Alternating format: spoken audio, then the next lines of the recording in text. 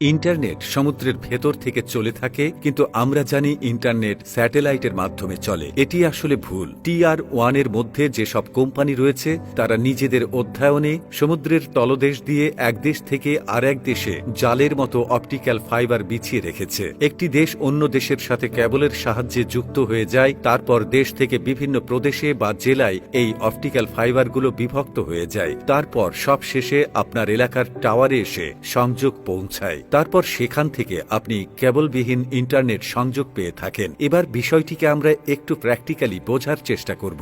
বিভিন্ন দেশের সার্ভারগুলো তারের মাধ্যমে যুক্ত। অবিশ্বাস্য হলেও এটাই সত্য। তবে যেন তেন তার নয়, এগুলোকে বলা হয় অপটিক্যাল ফাইবার। আমরা জানি বাংলাদেশ সহ পৃথিবীর প্রত্যেকটি দেশ ইন্টারনেটের সাথে সংযুক্ত।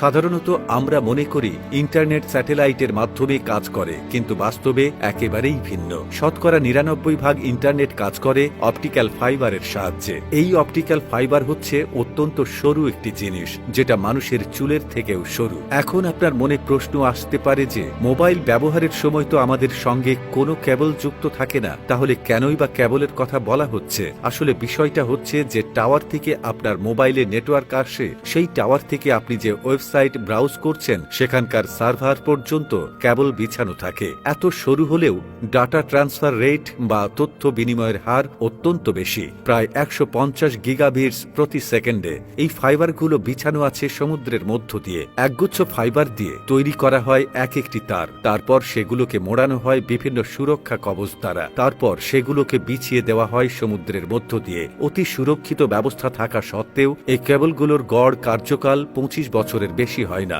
নোনা দলের প্রভাব, শার্ক বা হাঙ্গরের আক্রমণ, ভূমিকম্প প্রভৃতি কারণে বিভিন্ন সময় অন্তর এই কেবলগুলোকে বদলানো হয়। এই কেবলগুলোর নাম সাবমেরিন কেবল। কেবলগুলো যেখানে এসে শেষ হয় তাকে ল্যান্ডিং পয়েন্ট বলে। ভারতে মুম্বাই, চেন্নাই প্রভৃতি স্থানে ল্যান্ডিং পয়েন্ট রয়েছে। সবথেকে বেশি কেবল গিয়েছে মুম্বাই শহর দিয়ে। এই কেবলগুলো দিয়ে পুরো পৃথিবীকে কানেক্ট করেছে TR-1 কোম্পানি। বাংলাদেশের দুটি ল্যান্ডিং পয়েন্ট রয়েছে, একটি হচ্ছে কুয়াকাটা আর একটি হচ্ছে কক্সবাজারে। এখন আপনি যদি কোনো ওয়েবসাইট ভিজিট করেন এবং সেটির সার্ভার যদি অন্য কোনো দেশ থেকে হয়ে থাকে, তাহলে আপনার ব্রাউজ করার সমস্ত ডাটা পুনরায় এসে এই ল্যান্ডিং পয়েন্টের মধ্য দিয়ে সেই নির্দিষ্ট সার্ভারে গিয়ে পৌঁছাবে এবং পুনরায় সেই সার্ভার দিয়ে আপনার ডিভাইসে ডাটা রিসিভ, এবং এর জন্য আসলে কত টাকাই না জানি খরচ হয়। বাংলাদেশের ক্ষেত্রে যদি আমরা ধরি, তাহলে দেশের ভেতরের অপারেটর যেমন গ্রামীণফোন, রবি, বাংলালিংক, এরা ল্যান্ডিং পয়েন্ট থেকে পরবর্তী ধাপে তারের মাধ্যমে